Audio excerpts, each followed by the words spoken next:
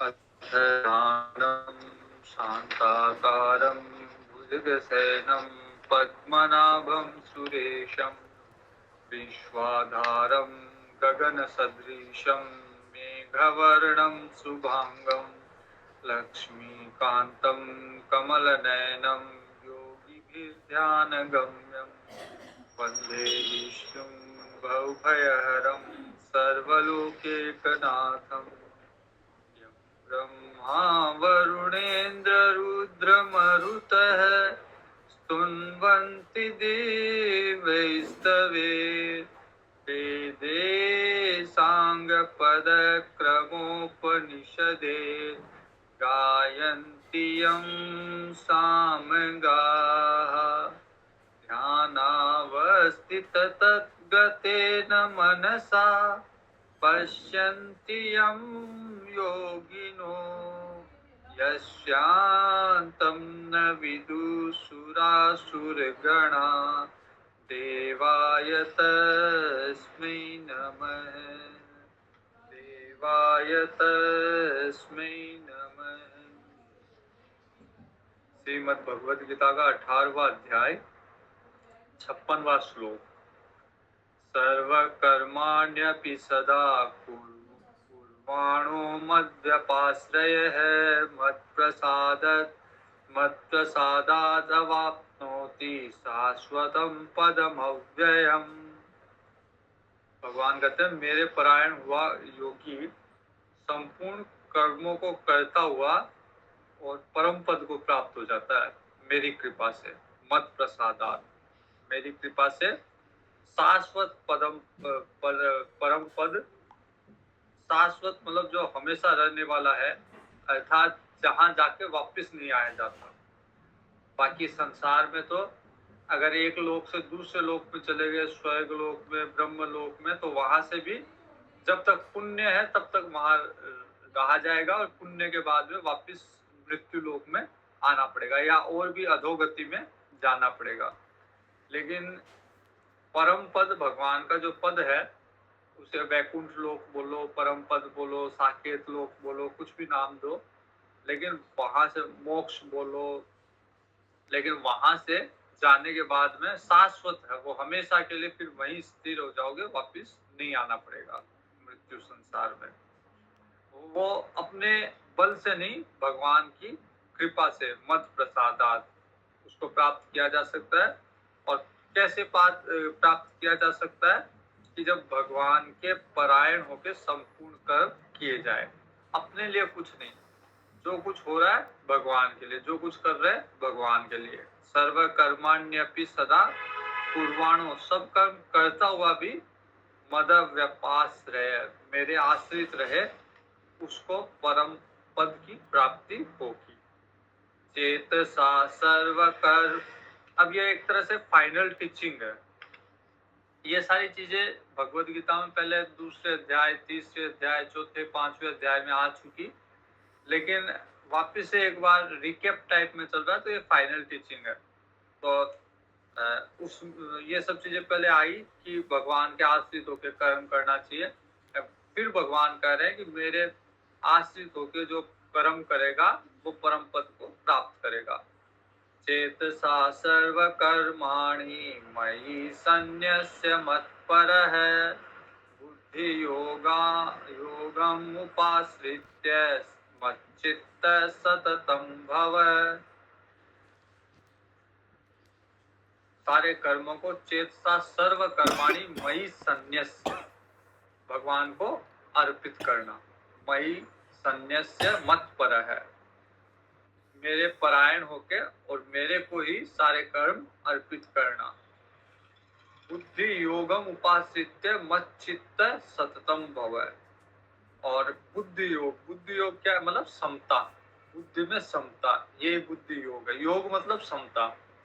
तो समत्व योग उच्चते, गीता का एक ही योग का मतलब एक ही है, समत्व। तो बुद्धि में, बुद्धि योग मतलब बुद्धि में समता होना। बुद्धि योगम उपाश्रित्य, सम बुद्धि का आश्रय लेके, सम बुद्धि का अवलंबन लेके, मत चित्त सततम भव, मेरे परायण, मेरे में हमेशा चित्त लगाने वाला बन। मन जो है, चित्त जो है, वो हमेशा मेरे में लगा रहे, और वो कब लगा रहेगा?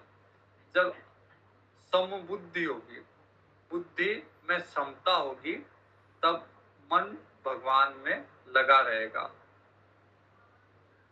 मच्चित्त सर्व दुर्गाणि मत् प्रसादात् तरिष्यसि अथ चेत्त्वम् अहंकारात् न श्रोष्यसि विनक्ष्यसि।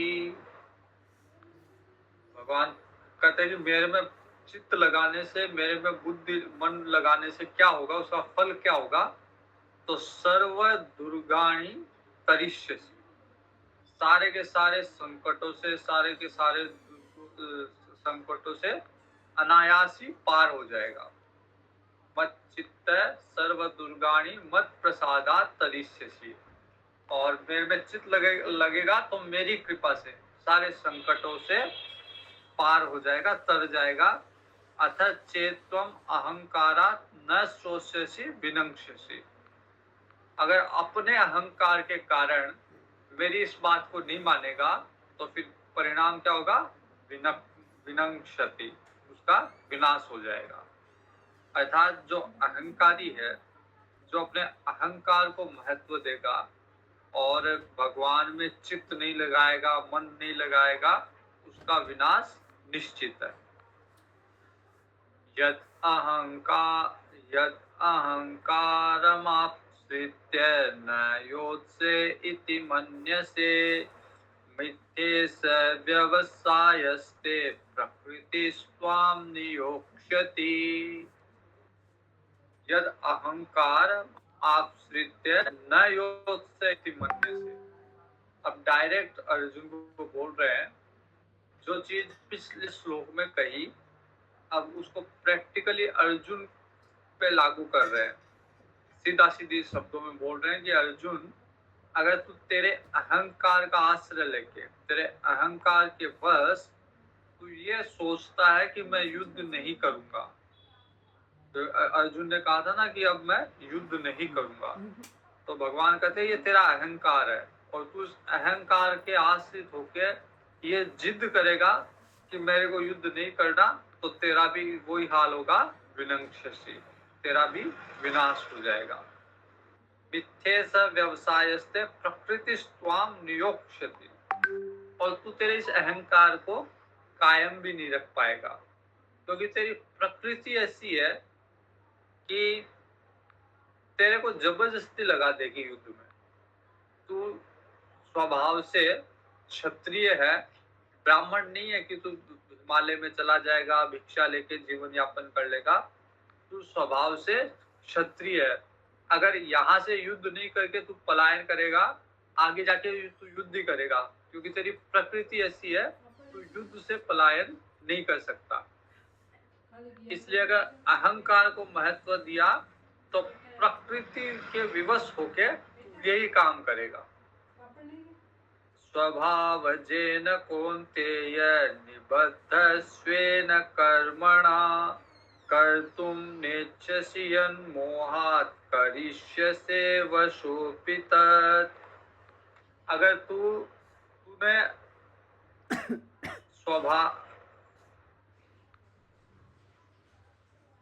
तू ये क्यों नहीं करना चाहता युद्ध?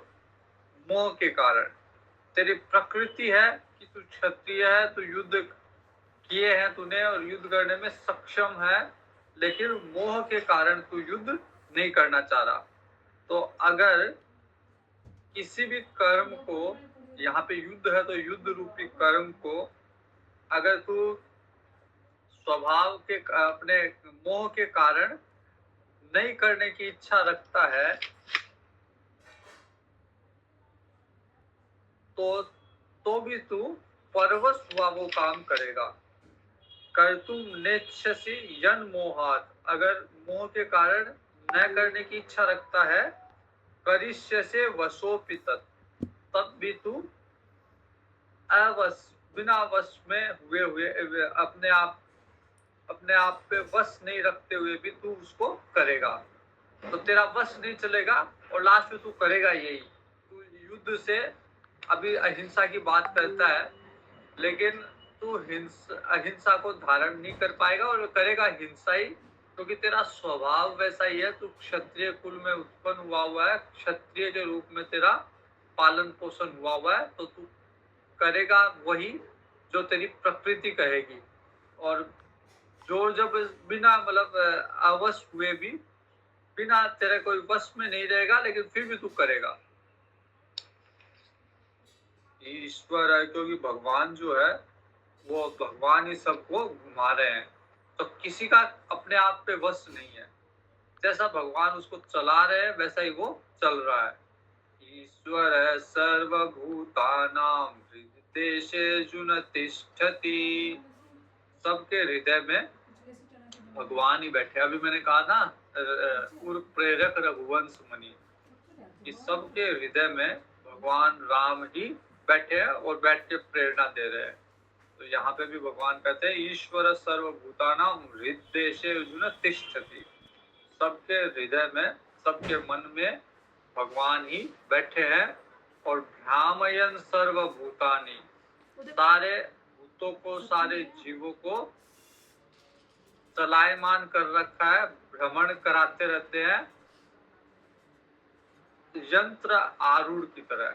जैसे यंत्रवत कोई कार्य कर रहा है, तो सारे जीव यंत्रवत सारा काम कर रहे हैं।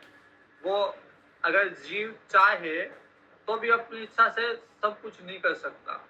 बहुत सारे काम है जो यंत्रवत वो किए जा रहा है, उसको पता नहीं कि, या उसकी इच्छा नहीं है, फिर भी उसको करने पड़ रहे हैं, किए जा रहा है, यंत्र की तरह किए जा रहा है। उसकी इच्छा न होने पे भी किए जा रहा है, क्योंकि भगवान करवा रहे हैं उससे। उसकी इच्छा नहीं है, लेकिन फिर भी भगवान करवा रहे हैं, इसलिए वो किए जा रहा है। तमेव शरणं गच्छ सर्वभावेन भारत। इसलिए क्या कर भारत, अर्जुन, इसलिए एक काम कर, तू उसी के शरण में चल जा जो भगवान सबसे यंत्र की तरह सारे काम करवा रहा है। तो उसी का यंत्र ही बन जा, क्योंकि हमारा वैसे भी वश नहीं है। हमारा प्रकृति के से विवश होकर हम सारा काम कर रहे हैं। और भगवान भी सबके हृदय में बैठ के, जैसे अभी अमित जी ने कहा ना, कि सामने वाला अगर क्रोध दिला रहा है तो वो भी भगवान की प्रेरणा से ही दिला रहा है, तो उसके अंदर भी भगवान ही बैठे हैं। इस चीज को समझ के उसी के शरण में चल जाओ। ये भगवान आप किस रूप में आए हो, मेरे को क्रोध दिलाने के लिए आए हो, मैं आपको नमस्कार करता हूँ, तो उसी के शरण में चल जाओ। तमेव शरणम गच्छ, उसी की शरण में चल जाओ। सर्व भावेन भारत, हर तरह से, हर भाव से उसी भगवान, उसी परमेश्वर की शरण में चल जा। तत्प्रसादात् पराम शांति स्थानम प्राप्स्यसि शाश्वतम। और फिर उसकी कृपा से, उसके प्रसाद से परम शांति को प्राप्त करेगा, परम स्थान को, शाश्वत स्थान को प्राप्त करेगा। इति ते ज्ञानमाख्यातम गुह्याद् गुह्यतरम मया। भगवान कहते हैं कि ये गुप्त से गुप्त जो रहस्य वाला ज्ञान है, वो मैंने तेरे को बता दिया। विमृष्टे तत् अशेषेण यथेच्छसि तथा कुरु। अब इस पे विचार कर। मैंने बता दिया, लेकिन तेरे पे थोपा नहीं है। भगवत गीता में या भारतीय दर्शन में, भारतीय अध्यात्म दर्शन में और अन्य अध्यात्म या धार्मिक दर्शनों में मूल अंतर यही है। अन्य जो दर्शन है, आध्यात्मिक दर्शन है, उनमें और भारतीय दर्शन में मूल अंतर यही है कि अन्य जगह पे थोपा जाएगा कि ऐसा करना पड़ेगा। भारतीय दर्शन में ऐसा थोपा नहीं जाएगा कि ऐसा करना पड़ेगा, लेकिन इच्छा पे है आपका। बता तो भगवान भी कहते हैं कि मैंने तेरे को, अर्जुन, मैंने तेरे को रास्ता बता दिया, अब तेरी इच्छा है, तू जैसा करना चाहे, यथेच्छसि तथा कुरु, जैसा करना चाहे वैसा कर। कोई जोर जबरदस्ती नहीं है, क्योंकि इसको अच्छे से इसकी विवेचना पहले कर दी भगवान ने कि सब अपने गुणों के आधार पे विवश होके कार्य कर रहे हैं। तो किसी का भी अपने आप पे नियंत्रण नहीं है। नियंत्रण गुण गुण उसको कार्य करवा रहे हैं। कोई सत्व गुण में है, कोई रजोगुण में है, कोई तमोगुण में है, तो उन गुणों से प्रेरित होके कार्य करवा रहे हैं। तो इसलिए भगवान कहते हैं कि मैं जबरदस्ती नहीं करता। मैंने एक रास्ता बताया है, मैंने गीता का ज्ञान दिया है। अब अपना विवेक लगा, अपने विवेक से इस पे विचार कर, और अच्छा लगे तो अपना, नहीं अच्छा लगे तो कोई बात नहीं। जैसा तेरे गुण तेरे को प्रेरित कर रहे, उसके आधार पे कार्य कर। सर्वगुह्यतमं भूय शृणु मे परमं वचः। अब भगवान कहते हैं गुप्त से, इससे भी गुप्त सर्वगुह्यतमम, और टॉप सीक्रेट, जो गुप्त से गुप्त जो रहस्य है, एक बार फिर बता देता हूँ। तो लास्ट में मतलब पूरा ज्ञान देके, जिसको अंग्रेजी में कहते हैं ना होम टेकिंग मैसेज, ये फाइनल मैसेज है, इस पे विचार कर और इसी के आधार पे अपना निर्णय ले। सर्वगुह्यतमं भूय शृणु में परमं वचः। मेरे परम वचन जो सबसे गुप्त है उसको मैं फिर कहूंगा। और क्यों कहूंगा? इष्टोसि मे दृढ़मिति ततो वक्ष्यामि ते हितम्। मैं इसलिए नहीं कह रहा कि मेरे को कहने का या प्रवचन करने का शौक है। भगवान कहते हैं कि मैं इसलिए कहूंगा तेरे हित में, वक्ष्यामि ते हितम, तेरे हित में कहूंगा। और तेरे हित में भी इसलिए कहूंगा क्योंकि तू मुझे प्रिय है। इष्टोसी, इष्टोसी में दृढ़मिति, तू मेरा तू बहुत अधिक प्रिय है, अतिशय मेरा प्रिय है। इसलिए मैं अपने परम गुप्त वचनों को फिर से एक बार तेरे लिए कहता हूँ। मन मना भव मत। तो ये जो फाइनल मैसेज है भगवान का गीता का, वो इन 2 श्लोकों में है, श्लोक संख्या 65 और 66।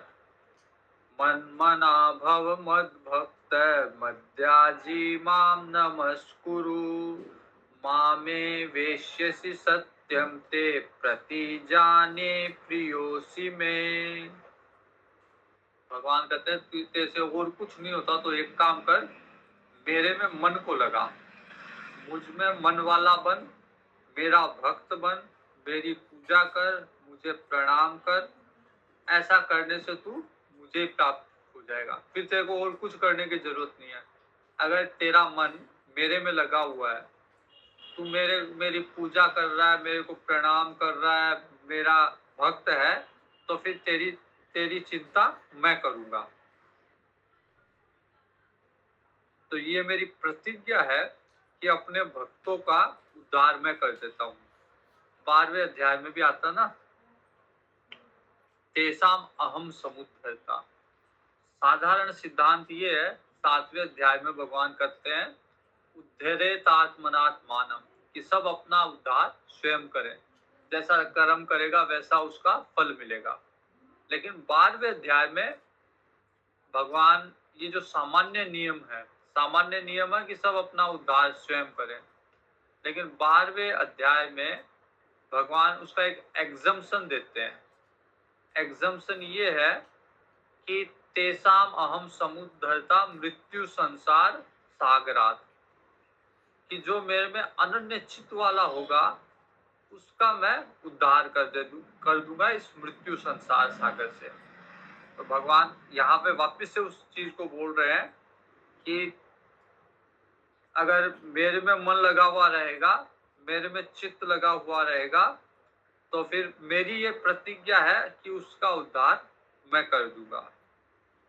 अब ये बहुत प्रसिद्ध आगे वाला श्लोक जो है, बहुत प्रसिद्ध श्लोक है। सर्वधर्मान् परित्यज्य मामेकं शरणं व्रज, अहं त्वा सर्वपापेभ्यः मोक्षयिष्यामि मा शुचः। भगवान कहते हैं अर्जुन को, अर्जुन चिंता मत कर, मां शुचः मतलब चिंता मत कर। सर्वधर्मान् परित्यज्य। अगर और कोई धर्म समझ में नहीं आ रहा, सब धर्मों को छोड़ दे। भगवान ने सारे धर्म बताए गीता में, और फिर लास्ट में कह रहे हैं कि अगर ये समझ में नहीं आता तो सबको छोड़ दे। सर्वधर्मान् परित्यज्य, सारे धर्मों को छोड़ दे। या इसका मतलब ये भी है, धर्म अधर्म दोनों छोड़ दे। तेरे को ये विवेक उत्पन्न नहीं हो रहा कि क्या धर्म है, क्या करना चाहिए, क्या नहीं करना चाहिए, और या क्या पुण्य है, क्या पाप है, तो पुण्य पाप धर्म अधर्म सबको छोड़ के केवल एक कार्य कर, मेरी शरण में आ जा। सर्वधर्मान् परित्यज्य मामेकं शरणं व्रज, मेरी एक के शरण में आ जा। ये नहीं कि मतलब मेरा भी आश्रय ले लिया और किसी का भी आश्रय ले लिया, ऐसा नहीं। लोग क्या है कि जैसे कोई समस्या अगर होती है तो ऊपर से बोलते हैं, ऊपर से बोल भगवान में है, लेकिन अगले ही क्षण कोई ये कहे कि फलानी जगह कोई तांत्रिक बैठा है, वो उसके शरण में भी चल जाएंगे। उससे भी पूछ के कोई बोलेगा कि वहां पे कोई कुछ बताता है, कोई जादूगर है, उसके भी शरण में चला जाएगा। वहां पे कोई ज्योतिषी है, ज्योतिषी के पास भी चला जाएगा। तो भगवान कहते हैं ऐसे नहीं, माम एकम शरणम व्रज, मेरे अकेले की शरण में आ जा।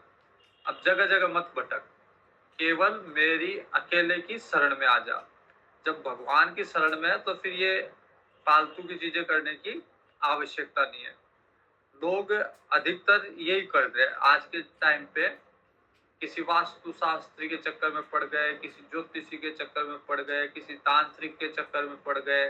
तो लोग जगह जगह लोगों के शरण में है, और फिर ऊपर से दिखाने के लिए सुबह सुबह ठाकुर जी के मंदिर में जाते हैं और कहते हैं भगवान के शरण में है।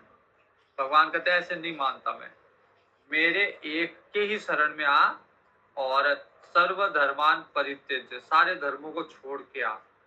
सारे धर्मों को छोड़ के केवल मेरे एक ही शरण में आ जा। मैं क्या करूंगा, मैं तेरे सारे पापों से मुक्त कर दूंगा तेरे को। अलग अलग लोगों की शरण में जाना या अलग अलग देवताओं की शरण में जाने से भी पापों से मुक्त नहीं होता व्यक्ति। जैसे किसी को लगता है कि मेरा व्यापार अच्छा नहीं चल रहा, उसके लिए वो ज्योतिषी को दिखा रहा है, उसको तांत्रिक को दिखा रहा है, उसको वास्तु शास्त्री को दिखा रहा है, तो उसको लगता है कि इससे कुछ अच्छा हो जाएगा। लेकिन जब तक पाप है तब तक किसी न किसी रूप में उसको पाप को भुगतना ही पड़ेगा। अगर अगर मान लीजिए कि थोड़ा बहुत वास्तु के हिसाब से ठीक हो भी जाए, तो क्योंकि पाप बना हुआ वो और कहीं भुगतना पड़ेगा। उससे उस जगह का वास्तु दूर कर दिया, दूसरी जगह पाप जाके भुगतना पड़ेगा, दूसरी तरह से पाप भुगतना पड़ेगा। लेकिन पाप तो है तो भुगतना ही पड़ेगा। तो वो पाप अन्य कोई भी उस पाप से मुक्त नहीं कर सकता, उस पाप का नाश नहीं कर सकता, केवल भगवान कर सकते हैं। तो भगवान कहते हैं कि सर्वधर्मान् परित्यज्य मामेकं शरणं व्रज, अहम त्वा सर्व पापेभ्यो मोक्षयिष्यामि मा शुचः। भगवान कहते हैं चिंता मत कर, तेरे सारे पापों को माफ कर दूंगा। जिन पापों के कारण तेरे को कष्ट हो रहा है, जब कष्ट आए जीवन में, किसी भी तरह का कष्ट आए, शारीरिक मानसिक भौतिक, किसी भी तरह का वित्तीय कष्ट किसी भी तरह का आए, समझ लेना चाहिए कहीं ना कहीं पाप है। तो पाप को और कोई भी पाप का नाश नहीं कर सकते, पाप का नाश केवल भगवान कर सकते हैं। तो भगवान कहते हैं कि मेरी एक के शरण में आ जा, सारे पापों का नाश कर दूंगा, चिंता मत कर। इदं ते न तपस्काय न भक्ताय कदाचन न चाशुश्रूषवे वाच्यं न च मां योऽभिश्रूयते। भगवान कहते हैं कि ये जो मैंने ज्ञान दिया है गीता का, ये गुप्त रहस्य है, और इसको कभी भी ऐसे व्यक्ति को नहीं सुनाना चाहिए जो तप से रहित हो, जिसने तपस्या नहीं की, साधना नहीं की, अगर उसको गीता का ज्ञान सुना दोगे तो वो उसको लागू तो कर नहीं पाएगा अपने जीवन में, उसका पालन कर नहीं पाएगा, बल्कि वो इस ज्ञान में दोष देखेगा। वो ये सोचेगा कि ये ज्ञान ही बेकार है, इससे कुछ नहीं होता। बहुत सारे लोग बोलते हैं ना, कुछ नहीं होता इन शास्त्रों से, इन गीता से, रामायण से कुछ नहीं होता। तो वो इसलिए नहीं होता क्योंकि उन्होंने तपस्या नहीं की, उन्होंने साधना नहीं की। तो भगवान कहते हैं जिसने तपस्या नहीं की, वो किसी भी काल में उस ऐसे व्यक्ति को मत बताना गीता का ज्ञान।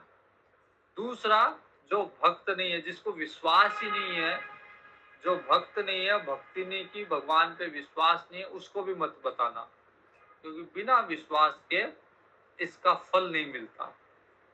तीसरा, भगवान कहते हैं कि जो सुनने की इच्छा नहीं रखता, तो जबरदस्ती किसी को पकड़ के मत सुनाओ। इसलिए इस तरह का जब सत्संग होता है गीता का, या जब केवल मूल रूप से भागवत सुनाई जाती है या गीता सुनाई जाती है, बहुत कम लोग आते हैं, क्योंकि अधिकतर लोगों की सुनने की इच्छा ही नहीं होती। ऐसी लोगों की सुनने की इच्छा जहाँ थोड़ा सा नाच गाना मनोरंजन होता है, वहीं लोगों की स्वाभाविक रूप से इच्छा वहीं जाती है। तो गीता भगवान कहते हैं कि ऐसे लोगों को नहीं सुनाना चाहिए जिनकी सुनने की इच्छा नहीं है। जबरदस्ती अगर सुना भी दोगे तो कोई उसका असर नहीं होगा। और न ही उन लोगों को सुनाना चाहिए जो मुझ में दोष दृष्टि देखते हैं, जो ये देखते हैं कि ये भगवान कृष्ण जो है, जैसे मैंने एक बार पहले भी बताया कि एक जन ने गीता पे टीका लिखी और उसने 700 श्लोक की निंदा की है। सभी 700 श्लोक, जितने भी श्लोक है, सबकी निंदा की है और ये सिद्ध करने की कोशिश की है कि कृष्ण भगवान थे ही नहीं। तो इस तरह का कोई अगर दोष दृष्टि देखता है, उसको कभी भी गीता का ज्ञान नहीं देना चाहिए। जैसे कि ये है ना, अपने जाकिर नायक, जाकिर नायक ने सारे गीता को, उपनिषद को, सबको रट रखा है। उसके सारी चीजें हम लोगों के याद नहीं है, लेकिन उसको एक एक श्लोक अच्छे से याद है। वो लेकिन रटा उसने, याद उसने किस लिए किया? दोष दृष्टि के लिए। वो खंडन करने के लिए, या अपने मत को स्थापित करने के लिए, या सनातन धर्म को नीचा दिखाने के लिए वो उसका उपयोग करता है। तो ऐसे लोगों को, जो जिनकी श्रद्धा नहीं है, भगवान में दोष दृष्टि देखते हैं, या जिनका उद्देश्य दोष दृष्टि देखने का है, उनको सुनाना चाहिए। य इमं परमं गुह्यं मद्भक्तेष्वभिधास्यसि भक्तिमयि परां कृत्वा मामे वेश्येष्यत संशयः। और यही ज्ञान, गीता का ज्ञान, भगवान कहते हैं अगर मेरे भक्तों को सुना दिया तो फिर ऐसे लोग जो मेरे भक्तों को गीता सुनाते हैं, वो मुझे ही प्राप्त करेंगे, इसमें कोई संशय नहीं है।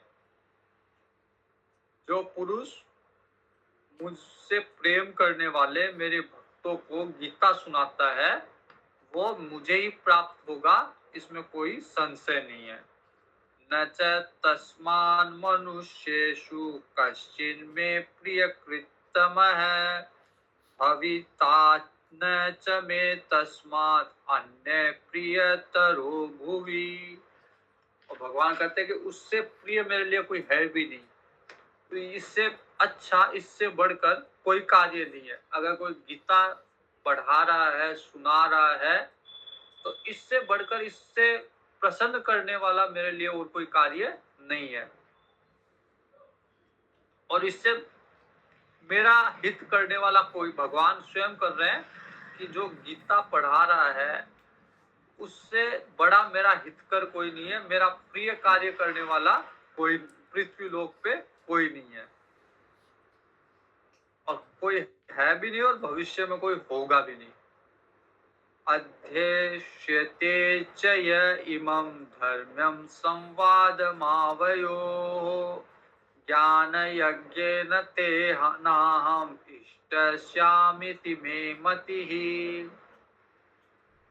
जो हमारा संवाद है, अर्जुन को बोल रहे हैं भगवान कि तेरा और मेरा जो संवाद है, मैंने जो तेरे को सुनाया, इस संवाद को गीता कहा जाएगा।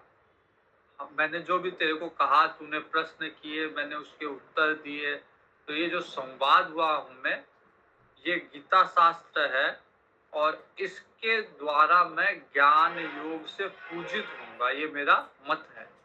अर्थात इस संवाद को, अर्थात गीता को अगर कोई पढ़ेगा या सुनेगा या सुनाएगा, तो वो ज्ञान यज्ञ कर रहा है। इसलिए गीता का जब आयोजन होता है तो उसमें लिखा हुआ होता है भगवत गीता ज्ञान यज्ञ। तो ये एक तरह से यज्ञ है, ज्ञान का यज्ञ। भगवान के द्वारा दिया गया ज्ञान अगर आम जन में बांटा जाए या भगवान के भक्तों को दिया जाए, तो ये एक तरह से यज्ञ है, ज्ञान यज्ञ। श्रद्धावान अनुसूयश्च शृणुयातपि जो नरः सोऽपि मुक्त शुभान् लोकान् प्राप्नुयात् पुण्यकर्मणाम्। जो मनुष्य श्रद्धा से युक्त होके, श्रद्धावान बन के और दोष दृष्टि से रहित होके, कोई दोष दृष्टि नहीं देख के गीता का श्रवण करेगा, सुनेगा गीता शास्त्र को, वह सारे पापों से मुक्त हो जाएगा और श्रेष्ठ लोगों को प्राप्त होगा, उत्तम और श्रेष्ठ लोगों को प्राप्त होगा, सारे पापों से मुक्त हो जाएगा। तो गीता पढ़ने का फल, सुनने का फल यही है कि उसके सारे पाप नष्ट हो जाएंगे, उसका मन शुद्ध हो जाएगा और वो अच्छे लोकों में जाएगा मृत्यु के बाद। कश्चित् एतत् श्रुतं पार्थ त्वयैकाग्रेण चेतसा कश्चित् अज्ञान सम्मोहः प्रनष्टस्ते धनंजय। अब भगवान कहते हैं कि मैंने सुना दिया, तूने सुन लिया गीता का ज्ञान, और क्या तूने एकाग्रचित होके सुना है? क्या तेरे को समझ में भी आया है जो मैंने कहा? और अगर आया है तो तेरा क्या मोह नष्ट हो गया क्या? क्योंकि पूरा गीता का ज्ञान भगवान ने इसीलिए दिया क्योंकि अर्जुन के मोह था। अर्जुन का भीष्म पितामह द्रोणाचार्य जी के प्रति मोह था। वो कह रहा था कि मैं इनसे युद्ध नहीं करूंगा, अज्ञान था अर्जुन में। तो भगवान कहते तेरा अज्ञान नष्ट हो गया क्या, तेरा मोह नष्ट हो गया क्या इस ज्ञान से? अर्जुन उवाच, अर्जुन बोलते हैं हाँ मेरा मोह नष्ट हो गया। नष्टो मोह स्मृति लब्धा त्वत्प्रसादान् मयाच्युत स्थितोऽसि गत संदेह करिष्ये वचनं तव।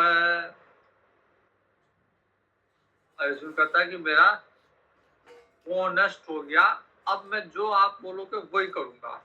पहले अर्जुन जिद कर रहा था कि युद्ध नहीं करूंगा, भगवान ने ज्ञान दिया फिर भी अर्जुन कहता है कि युद्ध नहीं करूंगा।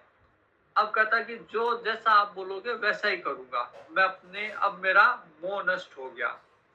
स्मृति लब्ध्वा, यहाँ पे बहुत सारे विद्वान इसकी बहुत अच्छी व्याख्या करते हैं। स्मृति लब्ध्वा, स्मृति लब्ध्वा मतलब जैसे याद आ गया। याद क्या, कौन सी चीज आती है जो पहले से पता हो। तो अर्जुन भी कह रहा है कि स्मृति लब्ध्वा मतलब मेरे को मेरी स्मृति याद हो गई, ताजा हो गई, या मेरे को पुरानी चीज याद आ गई। इसका मतलब ये है कि ये जो ज्ञान है, ये जो सनातन ज्ञान है, ये जीव में पहले से रहता है, सभी जीव में रहता है। सभी जीव, जो जीव है वो शुद्ध रूप में रहता है, उसमें कोई मोह, कोई अहंकार, कोई ममता कुछ नहीं रहती। लेकिन संसार के संपर्क में आने से, माया के प्रभाव से ये सब चीजें उसको घेर लेती है। तो उस जीव में, वो जीव अभी भी शुद्ध ही रूप में है, लेकिन ये एक आवरण चढ़ गया उसको। तो जैसे ही ज्ञान दिया जाता है, ज्ञान सुनाया जाता है, या कोई महात्मा उपदेश करता है या शास्त्र का अध्ययन करता है, तो उसको वो पुरानी चीज, वो स्मृति मिल जाती है कि अरे हाँ, वास्तव में कई बार पढ़ते पढ़ते भी ऐसे लगता है या सुनते सुनते लगता है कि ये चीज तो मेरे को पहले से पता थी, और उसको एक एक रिफ्रेश किया गया या उसको केवल बताया गया, ये तो मेरे को पता था, ऐसा ही होता है। तो अर्जुन भी बोलता है कि मेरी स्मृति आ गई है, मेरे को ये ज्ञान जो पहले से था मेरे पास, ये फिर से पता चल गया। अब जो आप बोलोगे वैसे ही करूंगा। संजय वाच, संजय कह रहा है, संजय क्योंकि सारा ज्ञान, सारा युद्ध का दृश्य धृतराष्ट्र जी को बता रहा है। तो अब जब अंतिम श्लोक में संजय इसको वाइंड अप कर रहा है। संजय कहता है, इत्यहं वासुदेवस्य पार्थस्य च महात्मनः संवादम इममश्रोषम अद्भुतम रोमहर्षणम। संजय कहता है धृतराष्ट्र से कि मैंने भी भगवान वासुदेव और अर्जुन का ये दिव्य संवाद सुना, जो रोमांचकारी संवाद है, वो मैंने भी श्रवण किया, सुना। व्यास प्रसादात् श्रुतवान् एतत् गुह्यम् अहं परं योगं योगेश्वरात् कृष्णात् साक्षात् कथयते स्वयं। जो भगवान योगेश्वर, महायोगेश्वर श्री कृष्ण के द्वारा साक्षात ये जो ज्ञान दिया गया, वो मैंने भी सुना और व्यास जी के प्रसाद से सुना, व्यास जी की कृपा से सुना। क्योंकि व्यास जी ने ये दिव्य दृष्टि दी थी संजय को, देना चाह रहे थे धृतराष्ट्र को, लेकिन धृतराष्ट्र ने नहीं ली, तो संजय को दी, जिससे संजय हस्तिनापुर में बैठ के और युद्ध भूमि में, धर्म कुरुक्षेत्र में जो चल रहा है उसको देख पा रहा था, सुन पा रहा था, और किसके हृदय में क्या चल रहा है वो जान पा रहा था। तो संजय कहता है कि व्यास जी के प्रसाद से, कृपा से इस गुह्य ज्ञान को मैंने सुना, जो रोमांचकारी ज्ञान है। राजन संस्मृत्य संस्मृत्य संवादम इतम अद्भुतम केशवार्जुनयो पुण्यम हृष्यामि च मुहुर्मुहुर्। संजय कहते हैं कि हे राजन,